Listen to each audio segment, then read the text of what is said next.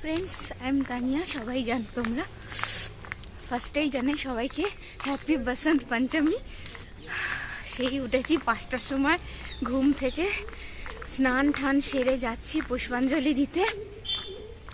এত ঠান্ডা লাগছে বলতে পারবো না, কিন্তু যাই হোক, সরস্বতী পুজোর দিনটা বাঙালিদের কাছে একটা অন্যরকম নতুন আবেগ, যেটা বলা যেতে পারে।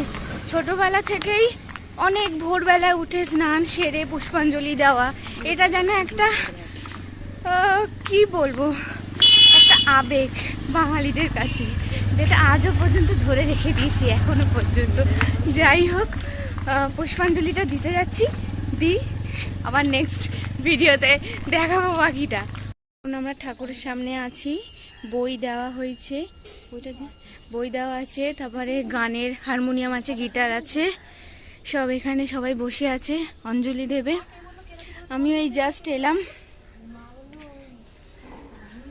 একটু তোমাদেরকে চারিদিকটা দেখাই, কি সুন্দর চারিদিকে গাছপালা।